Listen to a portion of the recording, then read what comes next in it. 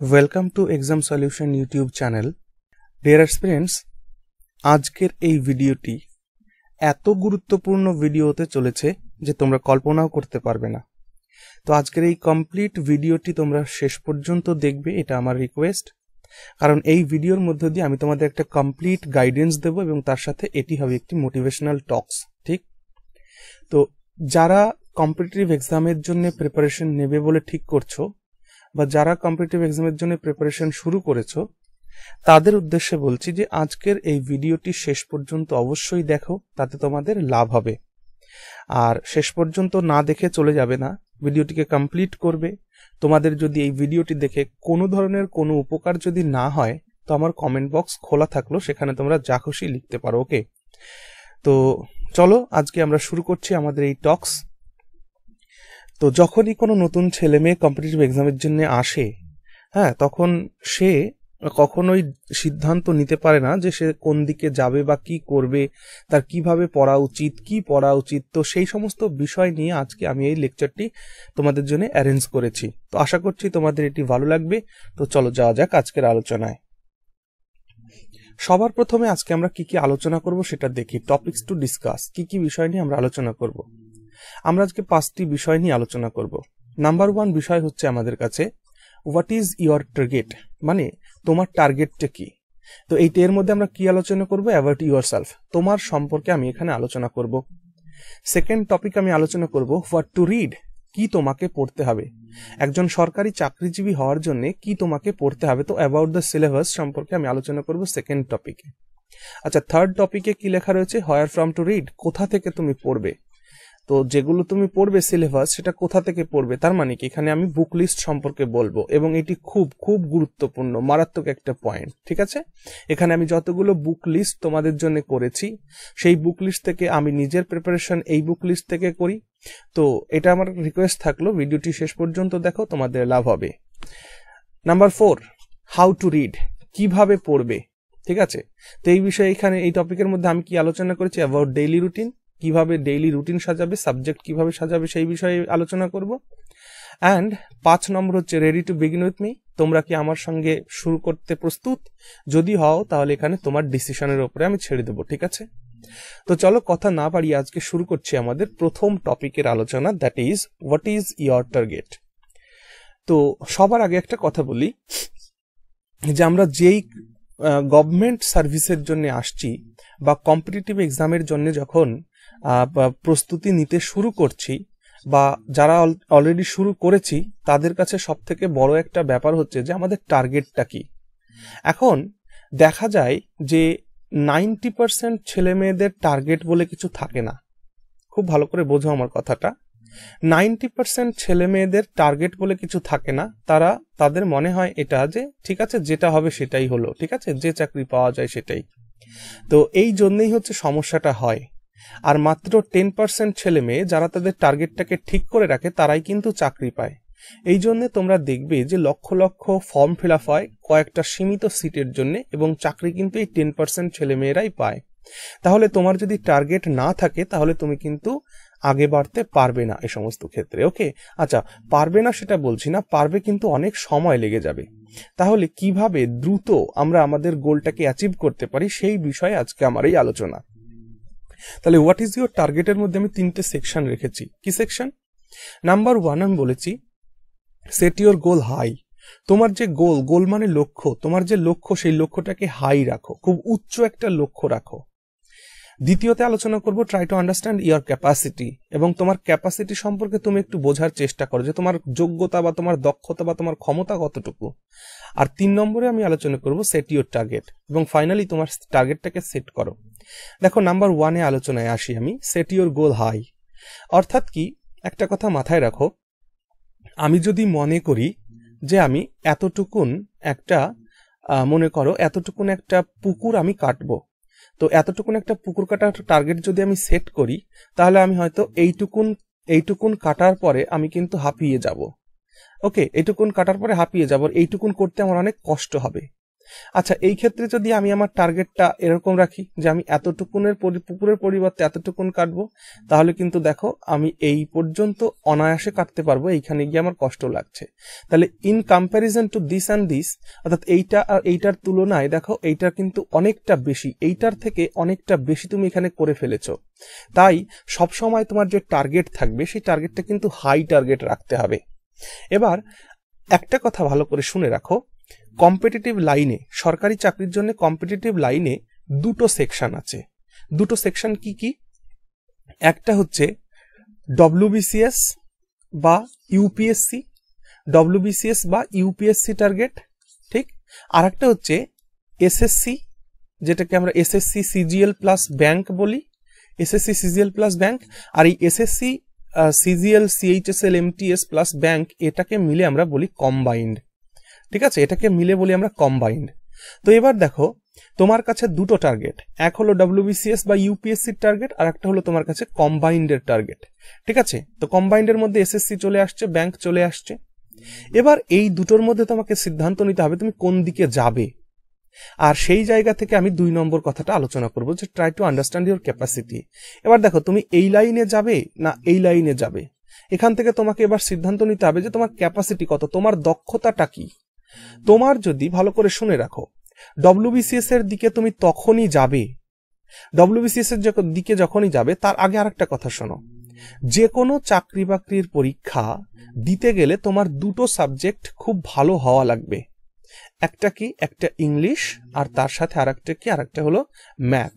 তো ইংলিশ আর ম্যাথ এই দুটোর মধ্যে যে কোনো একটা সাবজেক্ট তোমার কিন্তু স্ট্রং হতেই হবে।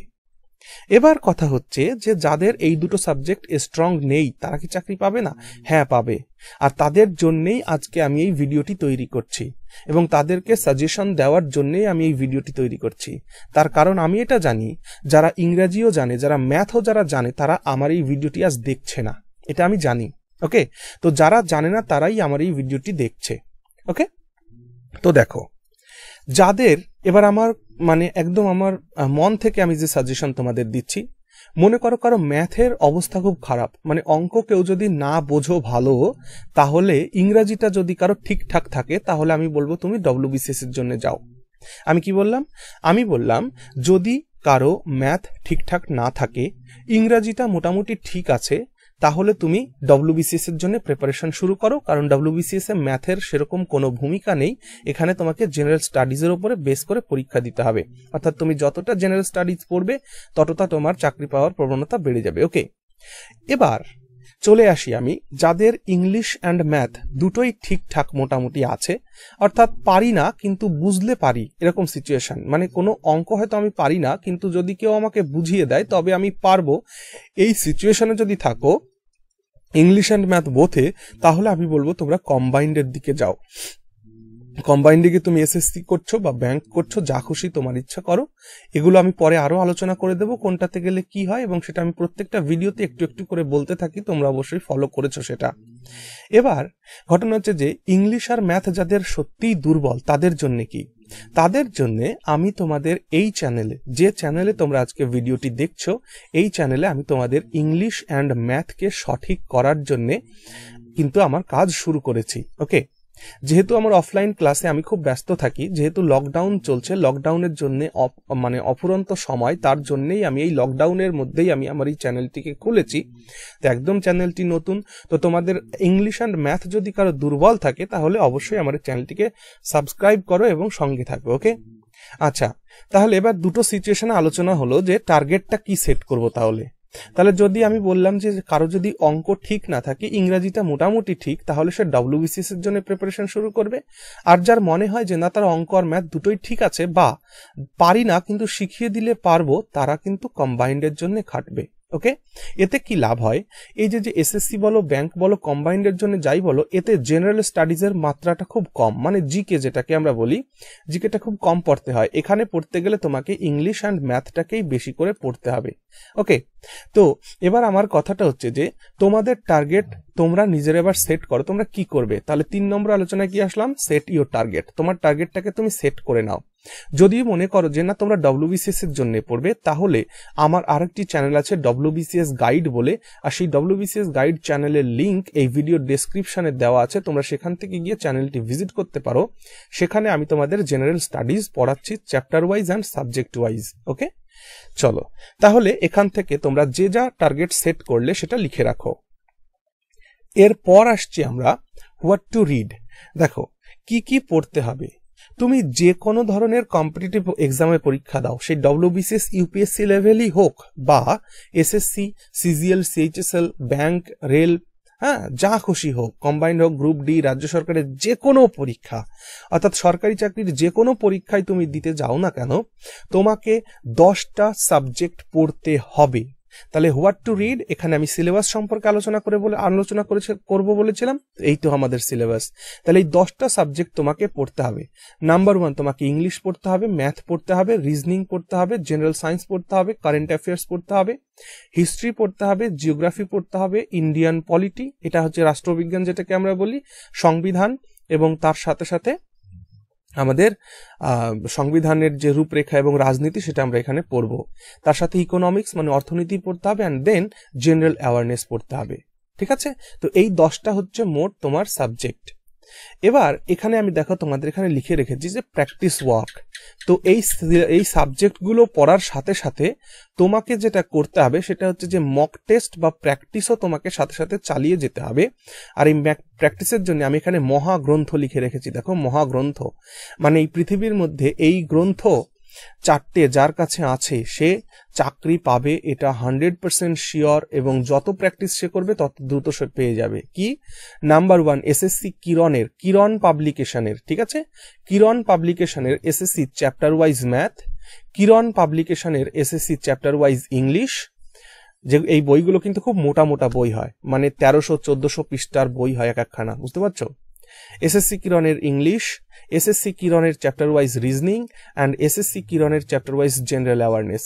ঠিক আছে, তো এই 4টে বইকে আমি কিন্তু বলি মহাগ্রন্থ। এই 4টে বই কিন্তু অনায়াসে তোমাদের পড়তে হবে এবং এখান থেকেই প্র্যাকটিস করতে হবে। দেখো এই পাশে যে সিলেবাসগুলো লেখা রয়েছে, এই সিলেবাসগুলো তোমরা পড়ার পরে তোমরা কি পড়লে সেটাকে প্র্যাকটিসের জন্য এই মহাগ্রন্থকে তোমাকে ইউজ করতে হবে। ওকে, চলো এবার আমরা নেক্সট স্লাইডে যাই। দেখো এবার আমাদের পয়েন্টটা কি, আমাদের পয়েন্ট হচ্ছে হোয়ার ফ্রম টু রিড। মানে আমরা যে আগের সিলেবাস 10টা সিলেবাস দেখলাম, সেই 10টা সাবজেক্ট আমরা কোথা থেকে পড়বো, তার জন্য এবার তোমরা খাতা পেন নিয়ে বইগুলোর নাম লেখা শুরু করো এবং এই বইগুলো তোমরা কিনে নেবে যত দ্রুত সম্ভব।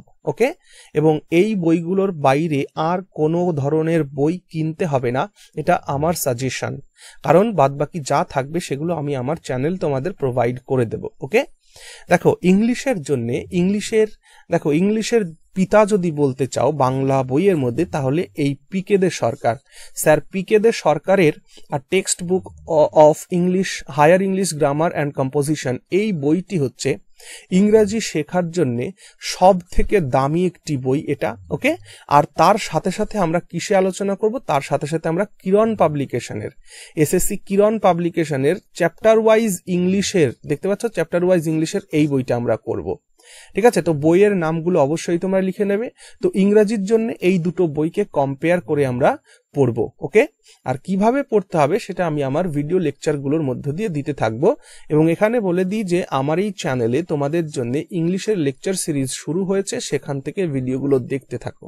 ওকে, তো ইংরেজিতে যার 0 অবস্থা, সেই 0 থেকে সে হিরো হয়ে যাবে, এটা আমার 100% গ্যারান্টি তোমাদের কাছে থাকলো। ওকে, চলো নেক্সট, ম্যাথমেটিক্স সব থেকে গুরুত্বপূর্ণ। অঙ্ক স্যার পারি না, তো দেখো অঙ্কের জন্য সবার আগে যেটা করতে হবে সেটা হচ্ছে যে অঙ্কের মা যাকে বলা হয় সেটা হচ্ছে ডক্টর RS আগ্রওয়ালের কোয়ান্টিটেটিভ অ্যাপটিটিউড, এই বইটা কিনে নেবে, 100% এই বইটা কিনবে। এই বইটা থেকে তুমি অঙ্ক চ্যাপ্টার ওয়াইজ কমপ্লিট করার পরে প্র্যাকটিসের জন্য চ্যাপ্টার ওয়াইজ কিরণের এই বইতে চলে আসবে। এই বইটাকে কমপ্লিট করবে, এই বইটাকে কমপ্লিট করে এই বইতে চলে আসবে। এবং আমি তোমাদের ম্যাথ চ্যাপ্টার ওয়াইজ এই চ্যানেলেই আমি তোমাদের ম্যাথের চ্যাপ্টার ওয়াইজ লেকচার শুরু করে দিয়েছি। ওকে, বইগুলোর নাম কিন্তু ভালোভাবে লিখে রাখো। চলো নেক্সট, রিজনিং। এবার কথা হলো রিজনিং আমরা কোথা থেকে পড়বো। দেখো আর.এস. আগরওয়ালের একটা রিজনিং বই আছে, অনেক মোটা, সবাই ওটাকে প্রেফার করে, কিন্তু আমার কথা শোনো, রিজনিং এর জন্য ওই বই লাগবে না। রিজনিং এর জন্য তোমরা একটাই বই পড়বে, আরিহান্ত পাবলিকেশনের, দেখতেই পাচ্ছ আরিহান্ত পাবলিকেশনের টেস্ট অফ রিজনিং এই বইটি কিনবে। এই বইটিকে আমি, যদি তোমরা বলো 100তে এই বইটিকে কত দেবে, এই বইটিকে আমি 100তে 110 দেবো। ওকে, এতটাই সুন্দর বই, এটা আমার সাজেশন, তোমরা রিজনিং এর জন্য এই বইটি কিনবে। আর এই বই থেকে যখনই কোনো রিজনিং, দেখো এই বইয়ের মধ্যে কি তুমি ভার্বাল রিজনিং পাচ্ছ, তুমি লজিক্যাল অ্যানালিটিক্যাল পাচ্ছ এবং নন ভার্বাল রিজনিং। এবং এই বইটা হচ্ছে একটু ছোট্ট সাইজের বই হয়, তো তোমাদের পড়তেও ভালো লাগবে এবং শিখতেও পারবে। আর তার সাথে সাথে এসএসসি চ্যাপ্টার ওয়াইজ রিজনিং যেগুলো রয়েছে সেটা করবে। ওকে, চলো এরপর জেনারেল সায়েন্স। দেখো জেনারেল সায়েন্স পড়ার জন্য, যেটাকে সাধারণ বিজ্ঞান আমরা বলি, সেটা হচ্ছে, খুব ভালো করে শুনে রাখো, আমরা যদি গ্র্যাজুয়েশন লেভেলের ফর্ম ও ছাড়ি কোনো পরীক্ষায়, তবুও মাথায় রাখবে তোমাদের যে প্রশ্নগুলো আসবে তা কিন্তু মাধ্যমিক লেভেলেরই প্রশ্ন আসবে। তাই মাধ্যমিক লেভেলের প্রশ্ন আসার জন্য তোমাকে সব থেকে গুরুত্বপূর্ণ যে বই কালেক্ট করতে হবে সেটা হচ্ছে যে, দেখো 2004 সালের আগে যে সিলেবাসে মাধ্যমিকে পড়ানো হতো আমাদের পশ্চিমবঙ্গ বোর্ডে, সেই বই কিনবে। অর্থাৎ এই যে সাঁতরা অ্যান্ড বসুর জীবন বিজ্ঞান, সাঁতরা আর বসুর জীবন বিজ্ঞান এইটা, এবং ভৌত বিজ্ঞান ভুইয়া ও সাহার ভৌত বিজ্ঞান, যেটা নবম আর দশম শ্রেণীর জন্য ওল্ড সিলেবাস, মানে ওল্ড সিলেবাস বলবো না, ওল্ড প্যাটার্ন, ঠিক আছে, ওল্ড প্যাটার্নের যে বই, এই বই দুটো তোমরা পুরনো লাইব্রেরিতে খুঁজে পেয়ে যাবে। ওকে, তো জেনারেল সায়েন্স পড়ার এর থেকে আর ভালো কোনো বই হয় না, পুরনো আমলের মাধ্যমিকের বই, জীবন বিজ্ঞান এবং ভৌত বিজ্ঞান। আর এই জীবন বিজ্ঞানের মধ্যে তোমরা কমপ্লিট বায়োলজি পেয়ে যাবে, আর তার সাথে সাথে এনভায়রনমেন্টের কিছু অংশ পেয়ে যাবে। আর ভৌত বিজ্ঞানের মধ্যে তোমরা ফিজিক্স অ্যান্ড কেমিস্ট্রি দুটোই পেয়ে যাবে, ফিজিক্সও পেয়ে যাবে এবং কেমিস্ট্রিও পেয়ে যাবে। ওকে, বোঝা গেল? তো এই হচ্ছে জেনারেল সায়েন্স, কিন্তু এটা ওল্ড মডেল হওয়া লাগবে, অর্থাৎ খুব মোটা ধরনের বই, এটা ওল্ড লাইব্রেরিতে, মানে পুরনো লাইব্রেরিতেই কিনতে পাওয়া যায়। ঠিক আছে, চলো এরপরে দেখো কারেন্ট অ্যাফেয়ার্স। কারেন্ট অ্যাফেয়ার্স হচ্ছে এমনই একটা জিনিস যা কিনা যত পড়বে তত মাথা গুলিয়ে যাবে। ঠিক আছে, কারণ কারেন্ট অ্যাফেয়ার্সের তো কোনো শেষ হয় না, কিন্তু কারেন্ট অ্যাফেয়ার্সের জন্য আমার মনে হয় এই অ্যাচিভার্স ম্যাগাজিনটা হলো সবথেকে আমাদের ভগবানের আশীর্বাদের সমান।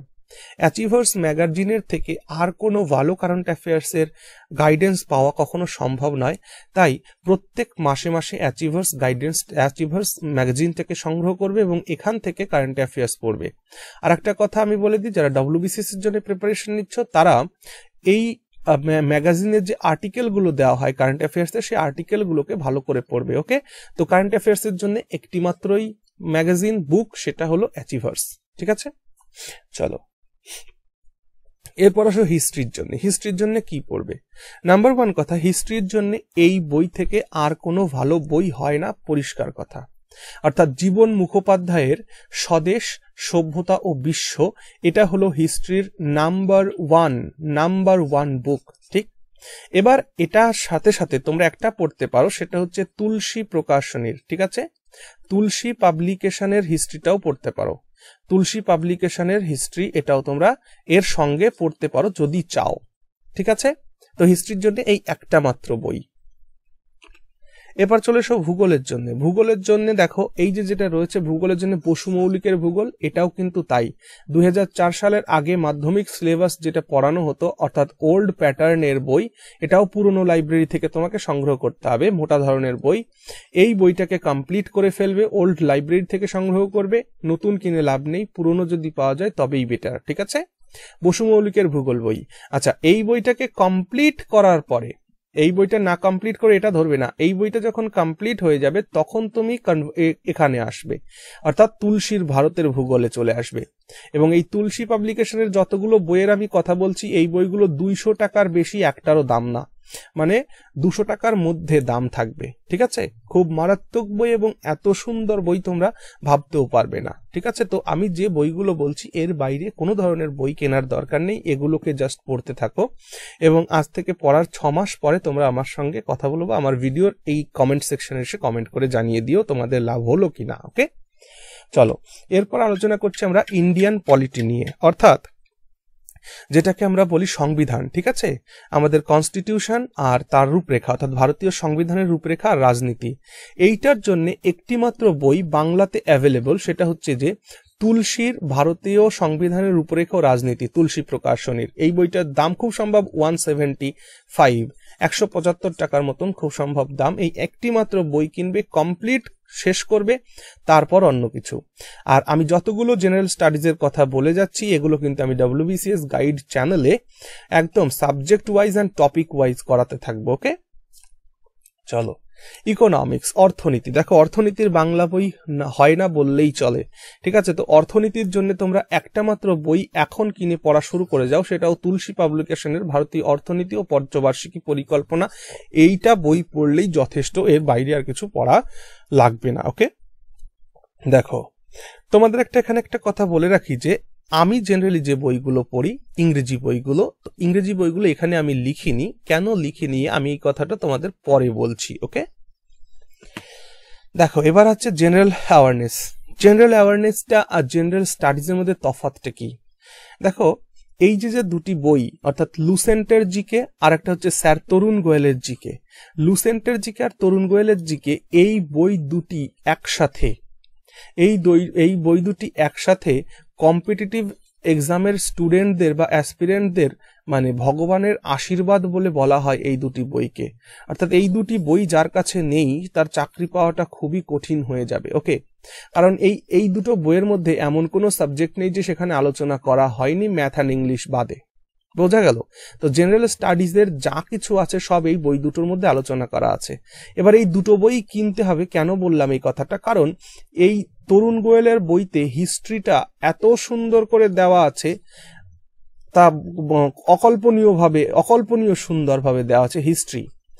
আর লুসেন্টের এটাতে সায়েন্সের অসাধারণ আলোচনা করা আছে। তো এই দুটো বইকে পাশাপাশি রেখে পড়বে, খুব ভালো হবে। এবার দেখো, এইখানে যেটা দেখতে পাচ্ছ সেটা হচ্ছে যে কিরণ পাবলিকেশনের জেনারেল অ্যাওয়ারনেসের প্র্যাকটিস সেট বা চ্যাপ্টার ওয়াইজ কোশ্চেন পেপার এটা, ঠিক আছে। তো এইটা কিনবে কেন? এই বইটা কিনবে যাতে তোমাদের কোনো প্রশ্ন বাদ না যায়। অর্থাৎ প্রত্যেকটা জেনারেল অ্যাওয়ারনেসের যতগুলো সিলেবাস সাবজেক্ট তোমরা দেখলে তার প্রত্যেকটাই এর মধ্যে তুমি পেয়ে যাবে কোশ্চেন হিসাবে। তো এইগুলোকে একদিকে থিওরিটিক্যাল পড়বে, তারপর এখান থেকে প্র্যাকটিস করবে, ঠিক আছে। এটা সেই প্র্যাকটিসের বই, মহাগ্রন্থ যেটাকে বলেছিলাম, ঠিক আছে। চলো, এবং এই বই দুটো কিন্তু ইংরেজিতে অ্যাভেলেবল, বাংলা বই পাওয়া গেলেও কিনবে না, ঠিক আছে। এটা ইংরেজিতেই কিনবে। এবার কথা হচ্ছে যে স্যার আমরা ইংরেজি পড়তে পারি না, তাহলে ইংরেজি যদি পড়তে না পারো তার জন্য আমার এই নেক্সট স্লাইড।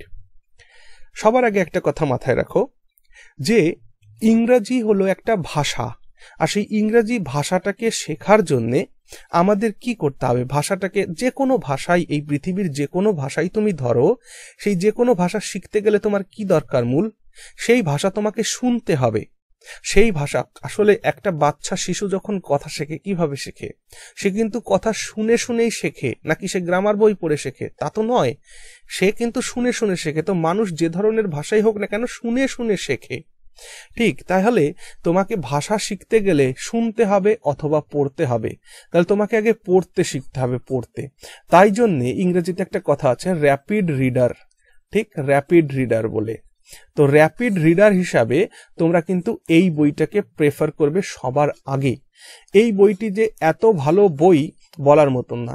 এই বইটি কিনে তোমরা যখন পড়বে, পড়ার সাথে সাথে কি তোমাদের গ্রামাটিক্যাল কিছু সেন্সও আসবে। গ্রামাটিক্যাল সেন্স বলতে কেমন? যে কোন শব্দের পাশে কোন প্রেপোজিশন বসে, কোথায় কোন ধরনের বাক্য প্রয়োগ হচ্ছে, শব্দের প্রয়োগ মানে ডিকশন সম্পর্কে, সিনট্যাক্স সম্পর্কে, ইউজ অফ ওয়ার্ড সম্পর্কে তোমরা বিশিষ্ট ধারণা পেয়ে যাবে, কারণ বইটি ইংরেজিতে লেখা সেই জন্য। ওকে, তো ইংরেজি তুমি যত পড়বে ইংরেজি তত তোমার ইমপ্রুভ হবে। এই বই পড়ার নিয়ম আছে। দেখো, এখন গুগল প্লে স্টোরে গেলে যে বহু ডিকশনারি আছে যেগুলো মোবাইলে সেট করে নেওয়া যায়। তো সেই মোবাইলে যে কোনো একটা ডিকশনারি, ভালো ডিকশনারি সেট করে রাখো। সেই ডিকশনারিটা নিয়ে এই বইটি পড়তে বসো। যখনই কোনো সমস্যা হচ্ছে শব্দের, তখনই সেই ডিকশনারি খুলে একটু দেখে নাও ওই শব্দের মানে কি। আস্তে আস্তে ধীরে ধীরে পড়া শুরু করো, তাহলে দেখবে তোমাদের ইংলিশের যে রিডিং হ্যাবিট, ইংলিশের সেই রিডিং হ্যাবিটটা কিন্তু পাল্টে যাবে এবং তোমাদের বহুত মানে উন্নতি হবে এর থেকে। আর এই বইটাই কেন আমি পড়তে বলছি, তার কারণ বইটি দেখেছো, স্টিফেন আর কভের লেখা বইটি কি the seven habits of highly effective people. মানে এই পৃথিবীতে তুমি যদি হাইলি এফেক্টিভ হতে চাও, অর্থাৎ এই পৃথিবীতে তুমি যদি মহান কোনো একজন মানুষ হতে চাও, তাহলে 7টি হ্যাবিট তোমার গঠন করতে হবে। আর সেই 7টি হ্যাবিট কি, মানুষ কিভাবে তার ভাবনা চিন্তা করে, কি ব্যাপার স্যাপার, সমস্ত কিছু এই বইয়ের মধ্যে পেয়ে যাবে। অসাধারণ একটা বইটি কিনে অবশ্যই পড়ো। এতে তোমাদের ইংলিশের রিডিং ক্যাপাসিটিটাও বাড়বে, তার সাথে সাথে ইংরাজির ভয়টা দূর হবে, এবং তার থেকেও বড় কথা, এই বই থেকে তুমি তোমার নিজের জীবনটাকে পাল্টে ফেলতে পারবে বলে এটা আমার গ্যারেন্টি। ঠিক আছে, চলো এরপরে আমরা আসছি আমাদের নেক্সট টপিকের ওপরে, যে হাউ টু রিড। তো আমরা যে সিলেবাস দেখলাম, এই সিলেবাসটা পড়বো কি করে স্যার, এটাই হলো মূল কথা।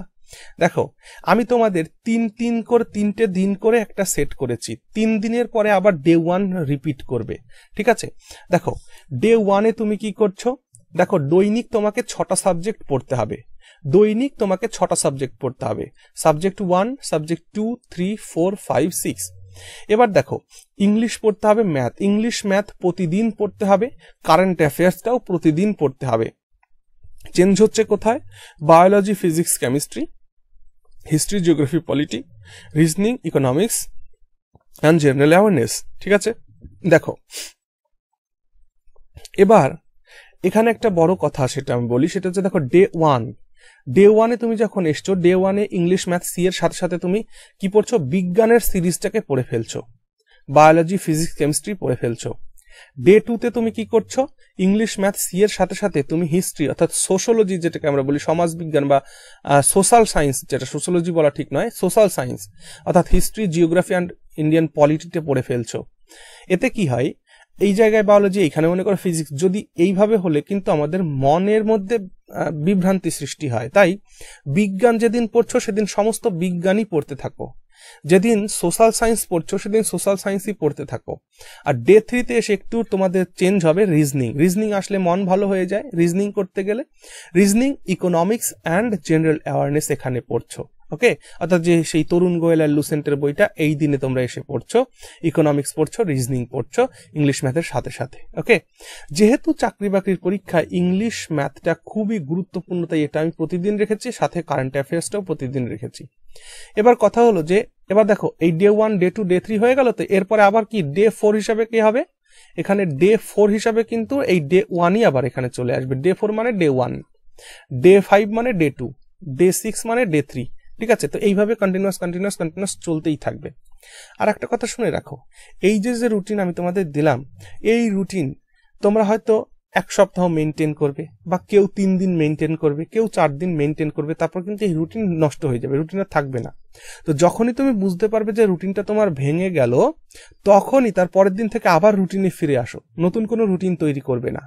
ওকে, কারণ এই পৃথিবীতে এমন কোনো ব্যক্তি নেই যে সে রুটিন তৈরি করে রুটিন মাফিকই চলেছে, এমন হয় না।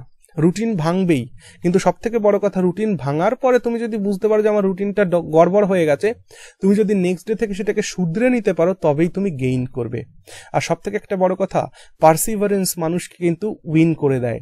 পার্সিভারেন্স মানে অধ্যাবসায়, তুমি যতটা অধ্যাবসায় করবে ততটা তোমার সফলতার চান্স বেড়ে যাবে। ওকে, এবার চলে আসো, ডেইলি আমি কত টাইম পড়বো।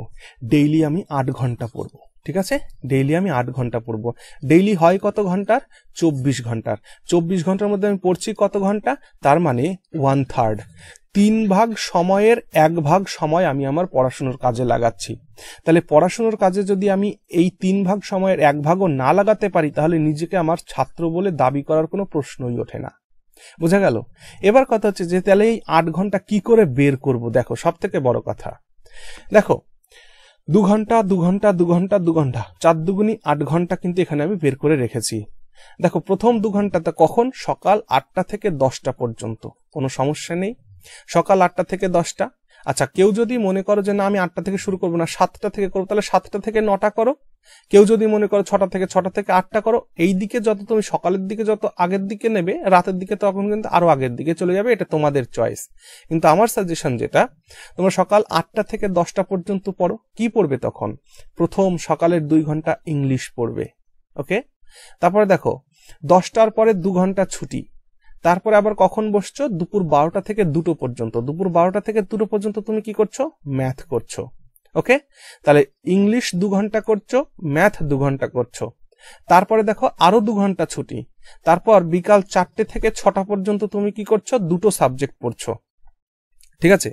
2টো সাবজেক্ট পড়ছো, যে কোনো 2টো সাবজেক্ট তুমি বেছে নাও। এই যে দিনের মধ্যে দেখো এখানে তোমার 2টো সাবজেক্ট হলো, দিনে পড়তে হবে কটা সাবজেক্ট? 6টা সাবজেক্ট। তার মানে এইখানে 2টো হয়ে গেল, তার 4টে বাকি থাকলো। তাহলে এইখানে 2টো পড়তে থাকো সাবজেক্ট, এবং রাত্রে দেখো 6টার পরে আবার 2 ঘন্টা তোমার ছুটি। তারপর 8টা থেকে 10টা পর্যন্ত এখানে আরো 2টো সাবজেক্ট পড়ে নাও, তো দিন শেষ হলো, ঠিক আছে। তো এবার যদি মনে করো যে না আমার এই বিকাল বেলাটা আমার একটু ঘুরতে যেতে হবে, এ করতে যেতে হবে, তাহলে সকালের দিকটা একটু আগে বাড়িয়ে দাও এই 8টা। কারণ বিকালে যদি 1 ঘন্টা ঘুরতে চাও বা 1 ঘন্টা খেলা করতে চাও, তাহলে এই সকালের 8টা থেকে সকাল 7টা করে দাও। তাহলে এই 4টে থেকে এখানে 5টা হয়ে যাবে। তাহলে 5টা থেকে 6টা পর্যন্ত বা 5টা থেকে এখানে তোমার 7টা পর্যন্ত তুমি 1 ঘন্টা খেলা করতে পারবে 2 ঘন্টা, ঠিক আছে। তো এটা তোমাদের চয়েস, কিন্তু এইটা হলো ওভারঅল টাইম লিমিট। আর এই রুটিনটি তোমাদের কেমন লাগলো অবশ্যই কমেন্ট করে আমাকে জানাবে, ওকে। এবং এটা খাতায় অবশ্যই লিখে রাখবে। এভাবে শুরু করো, স্টার্ট করো, এবং দেখবে স্টার্ট করলে তোমাদের লাভই হবে, ঠিক আছে। এরপরে দেখো ready to begin with me. আচ্ছা, আমার এই পুরো কথা শেষ হচ্ছে এখানেই, এবং শেষ হওয়ার সাথে সাথে আমি তোমাদের প্রশ্ন করছি যে তোমরা কি আমার সাথে তাহলে চলা শুরু করতে রাজি? আচ্ছা, ready to begin with me এর মানে কি? তোমরা কি প্রস্তুত আমার সঙ্গে চলবার জন্য? যদি আমার সঙ্গে শুরু করার জন্য তোমরা প্রস্তুত হও, if your answer is yes, then যদি তোমাদের উত্তর হয় হ্যাঁ, যে স্যার আমরা আপনার এই কথা অনুযায়ী চলবো, তাহলে you must subscribe to my channel exam solution. Exam solution চ্যানেলটিকে সাবস্ক্রাইব করো ম্যাথ আর ইংলিশের জন্য, and subscribe to my channel WBCS Guide for General Studies.